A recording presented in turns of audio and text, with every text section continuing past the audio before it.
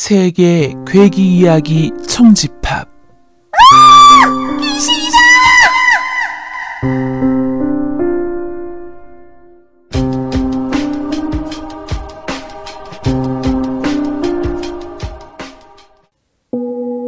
한국편 할머니의 망령. 순이의 할머니는 전에 무당이었다고 한다. 순이는 늘 할머니가 무서웠다. 할머니는 인제 늙어서 구슬하거나 점을 치지는 않았다. 그러나 늘 골방에서 뭔가 중얼중얼 주문을 외웠다. 순이네 가족은 할머니, 아버지, 어머니, 순이 이렇게 넷이었다. 할아버지는 아버지가 할머니의 뱃속에 있을 때 바다에 나갔다가 폭풍에 돌아가셨다고 했다. 그 충격으로 할머니는 아버지를 낳고 얼마 뒤에 무당이 되었다는 것이었다. 어머니는 해녀였는데 일을 나가기 전에 언제나 순이에게 일렀다. 순이야, 할머니 방에 가서 이야기도 좀 해드리고 다리도 주물러드리고 하렴. 엄마, 난 할머니가 무서워요. 그런 말 하면 못 써. 할머니는 불쌍한 분이셔. 잘해드려야지. 알았어요. 그러나 순이는 한 번도 할머니의 방에 자진해서 들어간 적이 없었다. 할머니가 부르면 마지못해 들어갔으며 조금이라도 빨리 그 방에서 나오려고 애썼다. 할머니의 방 벽에는 울긋불긋하고 괴상한 그림들이 걸려있고 방울과 푹, 이상한 모자 같은 것들이 있었다. 그 방에서는 또한 퀴퀴한 냄새가 코를 찔렀다. 순이가 제일 좋아하는 사람은 아버지였다. 아버지도 순이를 무척 귀여워해 주셨다. 순이의 아버지는 선원이었는데 배를 타지 않고 집에 있는 날이면 언제나 순이와 놀아주었다. 순이는 아버지를 따라 주점에도 가고 배 주인의 집으로 놀러 가기도 했다. 할머니는 그런 아버지를 못마땅하게 여기는 것 같았다. 애를 그렇게 끼고 다니면 못 쓴다. 버릇 나빠진다. 아직 어린 거려. 어리긴 9살이면 다 컸다. 옛날에는 순이만한 나이에 시집도 갔다. 네, 그렇군요. 그러나 아버지는 여전히 순이를 데리고 다녔다. 초여름의 어느 날이었다. 맑던 하늘이 갑자기 어두워지고 비바람이 몰아쳤으며 뇌성병력이 섬을 흔들었다. 아버지는 배를 타고 바다에 나가 있었다. 어머니는 걱정이 되어 배주인의 집으로 달려갔다. 태풍은 이틀 동안 계속되었다. 이윽고 날씨가 다시 좋아졌지만 순이의 아버지가 탄 배는 소식이 없었다. 순이 아버지가 행방불명이 된 지 일주일째 되는 날부터 할머니는 바닷가로 나가 고래고래 악을 썼다. 할머니는 남편 잡아먹고 아들 잡아먹은 못된 바다야! 하고 욕을 퍼부었다. 그러면 순이 어머니는 눈물을 흘리며 할머니를 집으로 모셔왔다. 어느 비 오는 날 할머니는 비를 흠씬 맞은 채 이웃집 아저씨의 등에 엎혀서 돌아왔다. 할머니가 기운도 좋으시지? 벼랑에 오르고 계시더라고요. 자꾸 미끄러지면서 또 오르고 말이에요. 겨우 말려서 업고 왔죠. 어머니는 그런 할머니를 보고 한숨 지었다. 할머니는 그 다음 날부터 아무것도 먹지 않았다. 물 한 모금도 마시지 않았다. 입술이 하얗게 말라갔다. 어머니가 억지로 미음을 입에 넣어드렸지만 할머니는 퇴하고 뱉었다. 할머니의 목에서 가래 끓는 소리가 났다. 그런 소리가 나면 곧 죽는다고 했다. 밤새도록 가래 끓는 소리를 내던 할머니는 다음날 오후쯤에 멀쩡한 얼굴로 일어나 앉아 머리를 빗었다. 그리고 장롱에서 새 옷을 꺼내 입었다. 어머니가 물었다. 어머님, 어디 가시려고 그러세요? 할머니는 태어난 얼굴로 대답했다. 동식이가 나를 부르는구나. 네? 동식이는 순이 아버지의 이름이었다. 동식이가 나를 부른다. 너의 남편 말이다. 순이야, 너도 가자. 너의 아비한테 같이 가자. 네가 보고 싶다고 하는구나. 할머니가 순이의 손을 꽉 잡았다. 손의 힘이 얼마나 센지 순이는 손이 으스러지는 것 같았다. 어머님, 왜 이러세요? 어머니가 방문을 막고 섰다. 비켜라! 할머니가 눈을 부릅뜨고 호통을 쳤다. 눈이 붉고 이상하게 반들거렸다. 안 돼요! 못 비켜요! 네가 그래도 나는 간다!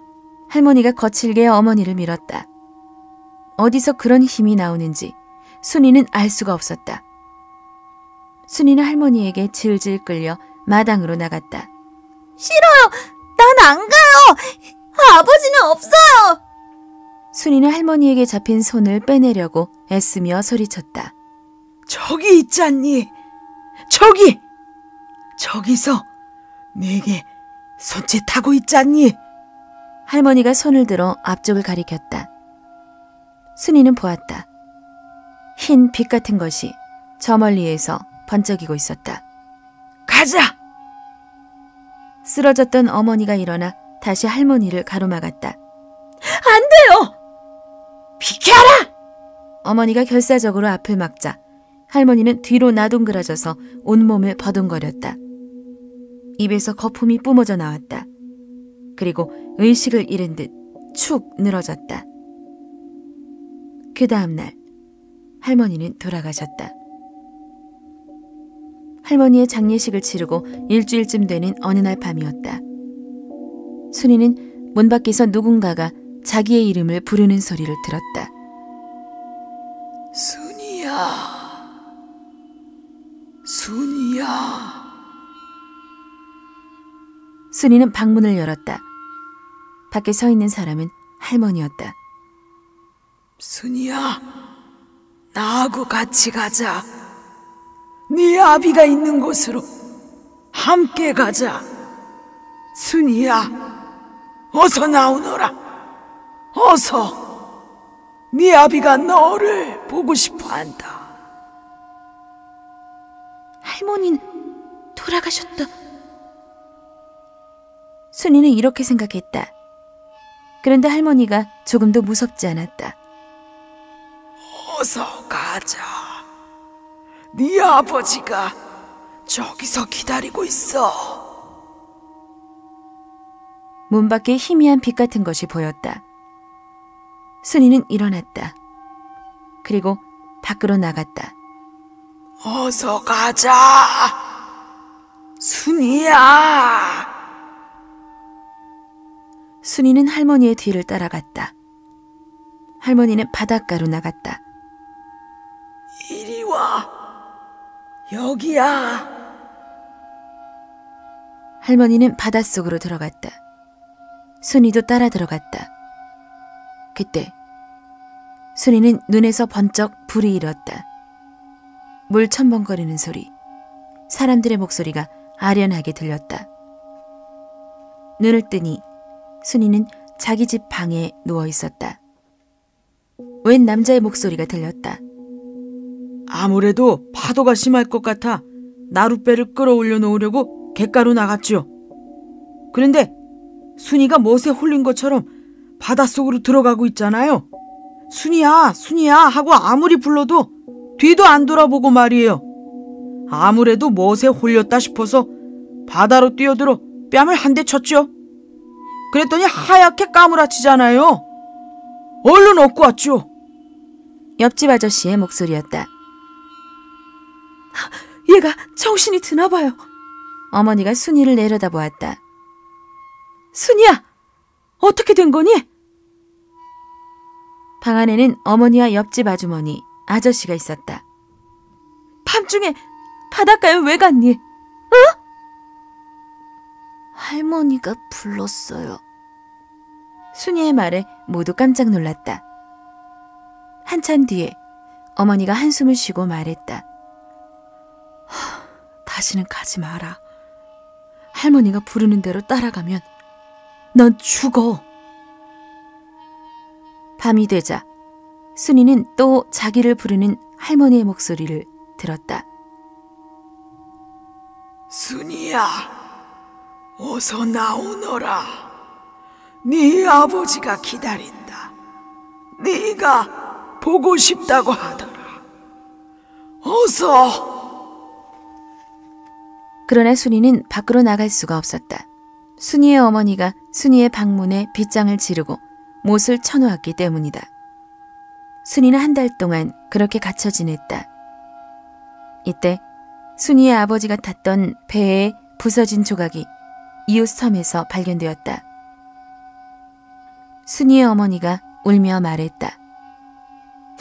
순이야, 네 아버지는 돌아가신 것이 확실하다. 이 섬에서는 더 이상 못 살 것 같구나. 네 할머니의 망령은 자꾸만 너를 데려가려 할 것이고 널 언제나 이렇게 가둬키를 수는 없는 노릇 아니냐. 순이 어머니는 이삿짐을 끓였다. 마침내 순이네는 무트로 이사갔다. 그 뒤 순이는 더 이상 할머니의 목소리를 들을 수 없었다. 순이가 어느 정도 컸을 때 어머니에게 물어보았다. 귀신은 바다를 건너오지는 못하나요? 왜 못 오겠니? 그렇지만 네 할머니의 망령은 섬을 떠날 수가 없었을 거야. 그곳에 네 할아버지의 무덤이 있고 친구들이 있으니 말이다. 순이는 가만히 고개를 끄덕였다.